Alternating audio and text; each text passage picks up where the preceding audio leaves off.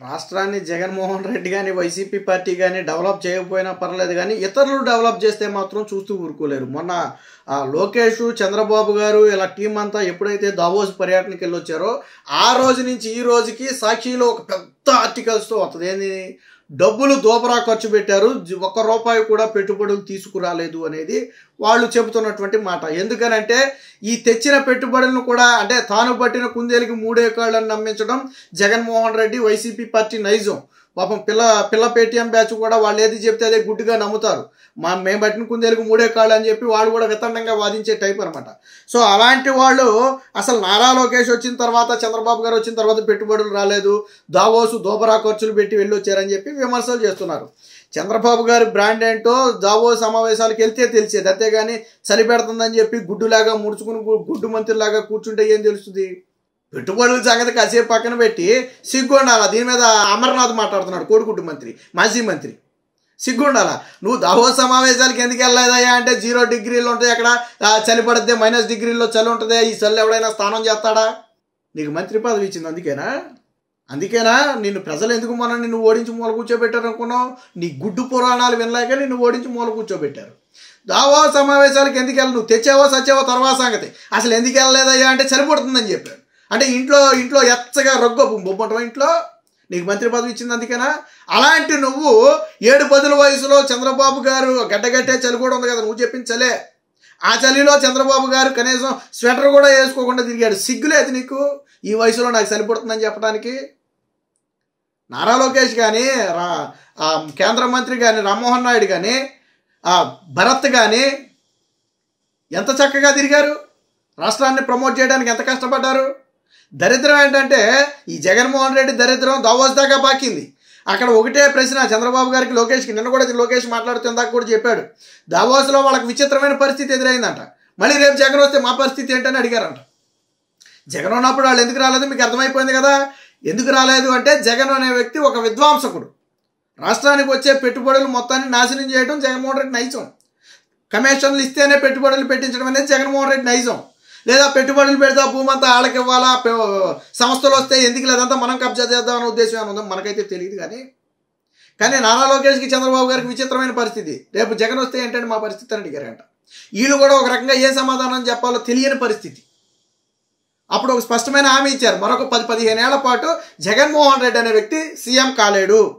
ఆ తర్వాత ఉంటాడో ఉండడో కూడా మనకు తెలియదు. రాజకీయంగా పార్టీ ఉండదో పతనం అయిపోతుందో కూడా మనకు తెలియదు. ఇప్పటికే విజయసాయి రెడ్డి వెళ్ళిపోవడంతో ఆల్మోస్ట్ వైసీపీ పార్టీ క్లోజ్ అయిపోయినట్టు అయిపోయింది. అంటే సగం పార్టీ వెళ్ళిపోయినట్టు విజయసాయి రెడ్డితో.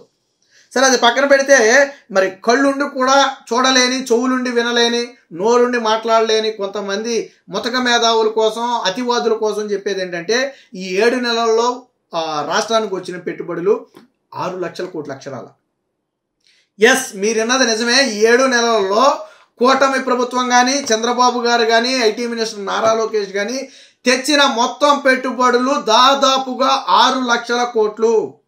దావోసులో ఏం రాలేదు. దావోసులో ఏమొచ్చాయో రేపు ఇన్వెస్టర్లు వచ్చి పెట్టుబడులు పెట్టాక తెలుస్తుంది. వాళ్ళు ఎంఓయూలు కుదుర్చుకున్నా తెలుస్తుంది. కొద్దిగా బుద్ధి జ్ఞానం ఉన్నోడు, బుర్ర ఉన్నోడు అయితే ఎవడు ఈ మాటలు మాట్లాడడం. అసలు చంద్రబాబు గారు దావోస్ సమావేశాలకు వెళ్లకుండానే ఇన్ని పెట్టుబడులు వచ్చాయంటే దావోస్ సమావేశాల్లో ఇంకెన్ని పెట్టుబడులు వచ్చి ఉండాలి?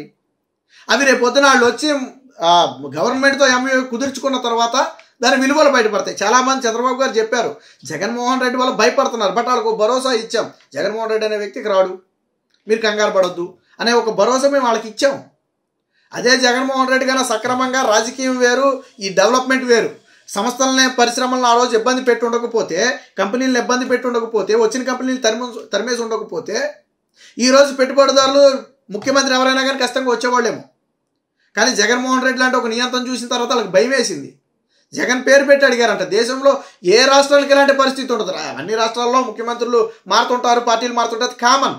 బట్ ఒక జగన్మోహన్ రెడ్డి గురించి మాత్రమే జాతీయ స్థాయిలో, అంతర్జాతీయ స్థాయిలో మాట్లాడుకున్నారు అంటే జగన్మోహన్ రెడ్డి చేసిన విధ్వంసం ఏ స్థాయిలో ఉందో మీరు అర్థం చేసుకోవచ్చు. ఒక పారిశ్రామికవేత్త బాధ తోటి పారిశ్రామికవేత్తకే తెలుస్తుంది. లూలు లాంటి పరిశ్రమ పాపం చుట్టూ గోడ కట్టుకున్న తర్వాత వాళ్ళను బలవంతంగా ధర్మేశాడు జగన్మోహన్ రెడ్డి. జాకీ పరిశ్రమ ధర్మేశాడు. అమర్ రాజా సౌత్ ఇండియాలోనే పెద్దది, అమర్ రాజా బ్యాటరీస్ని ధర్మేశాడు.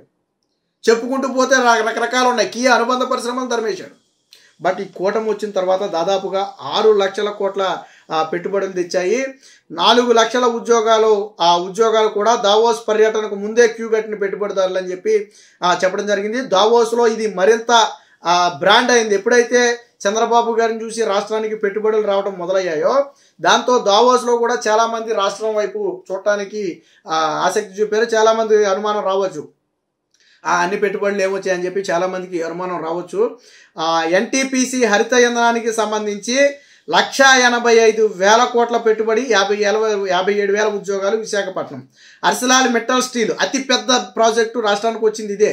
అర్సలాల్ మెటల్ 1,35,000 కోట్లు, 55,000 ఉద్యోగాలు ఇది అనకాపల్లిలో ఏర్పాటు చేస్తున్నారు. ఇక ఎన్హెచ్సిపి అండ్ జెన్కోకు సంబంధించి 1,00,000 కోట్లు, 7,000 ఉద్యోగాలు అనకాపల్లి. సో ఇక బీపీసీఎల్ రిఫైనరీ కేంద్ర ప్రభుత్వ సహాయంతో వచ్చింది, 96,000 కోట్లు, 3,000 ఉద్యోగాలు రాయపట్నం. అలాగే రిలయన్స్ 65,000 కోట్ల పెట్టుబడి, 2,55,000 ఉద్యోగాలు. ఇది రాష్ట్రం అంతా అన్ని ప్రాంతాల్లో ఉంటుంది, ఇది ఒక్క ప్రాంతంలోనే కాదు. ఇక ఎల్జీ ఎలక్ట్రానిక్స్ 5,000 కోట్లు, 2,000 ఉద్యోగాలు దాదాపు శ్రీ సిటీలో. అలాగే టీసీఎస్ పెట్టుబడి ఎంత అనేది చెప్పలేదు కానీ 10,000 ఉద్యోగాలు కల్పించడానికి ఆల్రెడీ ఒప్పందం జరిగింది, గతంలోనే జరిగింది, మన అందరికీ తెలిసిన విషయమే. ఇక టాటా పవర్ 2,000 కోట్లు, 1,380 ఉద్యోగాలు అనంతపురం. అలాగే హీరో ఫ్యూచర్ ఎనర్జీ 2,000 కోట్లు, 650 ఉద్యోగాలు. అలాగే ఎకోరెన్ ఎనర్జీ ఇండియా 5,335 కోట్లు, 600 ఉద్యోగాలు. సో ఇలా టాటా పవర్ రెన్యూబుల్ 2,000 కోట్లు, 1,400 ఉద్యోగాలు. ఇలా 1 కాదు 2 కాదు, మొత్తంగా 6,33,726 కోట్లతో పాటు 4 లక్షల ఉద్యోగాలు. ఇందులో కొన్ని ఎంఓయూలు కుదిరాయి, కొన్ని ఏమో ఇమీడియట్గా పనులు కూడా ప్రారంభించాయి. ఉద్యోగాలు అనేది 1 ఇయర్ నుంచి 2 ఇయర్స్ లోపు దాదాపు ఈ ఉద్యోగాలన్నీ కూడా భర్తీ అయిపోతున్నాయి. సో 4 లక్షల ఉద్యోగాలు కూడా కల్పించడం జరిగింది, 6 లక్షల కోట్ల పెట్టుబడులు. మరి రాష్ట్రానికి ఏమొచ్చాయని అడిగా పెద్ద 4 చెప్పుకుంటే చాలు, ఈ చిన్న 1,000 కోట్లు 500 కోట్లు పక్కన పెడదాం. కానీ మరి వీళ్ళంతా ఎలా వచ్చారు, ఎలా పెట్టుబడులు రాష్ట్రానికి వచ్చాయా అని అడిగే వాళ్ళకి ఇదే సమాధానం. వచ్చాయా అంటే వచ్చాయి, ఇవన్నీ ఎంఓయూలు అయిపోయాయి, పనులు చాలా వరకు పనులు ప్రారంభిస్తున్నారు, ల్యాండ్ అలొకేట్ అయిపోయింది. చంద్రబాబు గారు స్పష్టంగా కూడా చెప్పారు, గతంలో జగన్మోహన్ రెడ్డి తరిమేసిన కంపెనీలను కూడా తిరిగి మేము ఆహ్వానిస్తాం.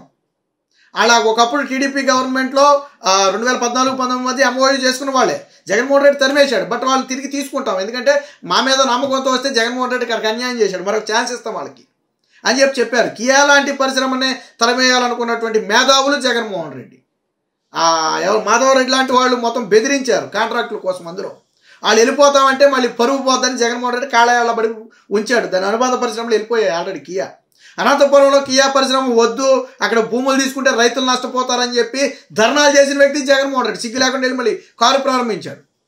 సాక్షిలో రోజు ఆర్టికల్స్ ఏమీ రాలేదని. ఇవన్నీ వచ్చాయి, నువ్వు రాయి, ఇవన్నీ వచ్చాయి, అగ్రిమెంట్లు కుదిరాయి. సెంట్రల్ గవర్నమెంట్ కొన్ని ప్రాజెక్టులను అఫీషియల్గా అనౌన్స్ చేసింది, రైల్వే జోన్తో సహా. నువ్వు రాయి నీ పేపర్లో ఇవన్నీ. విశాఖ స్టీల్ ప్లాంట్కి భారీ పెట్టుబడి సాయం అందించారు. విశాఖ స్టీల్ ప్రైవేటీకరణ కాదని కేంద్ర మంత్రులు చెప్పారు. రాయి నీ సాక్షిలో. ఎందుకు రాయి ఇవన్నీ? ఎవరిని మోసం చేయాలనుకుంటున్నావు? నువ్వు సాక్షిలో 5 ఏళ్ల పాటు డప్పు కొట్టుకుంటే నీకు ఇచ్చిన సీట్లు 11. ఇప్పటికైనా బుద్ధి మారి ఒక పత్రికలాగా వ్యవహరిస్తే బాగుంటుంది. అంతేగాని నాకు భజన చేసుకుంటాను, జగన్మోహన్ రెడ్డికి జాకీలు పెట్టి లేపుతామంటే 5 ఏళ్ల పాటు జాకీలు పెడితే కనీసం ప్రతిపక్ష హోదా రాలా.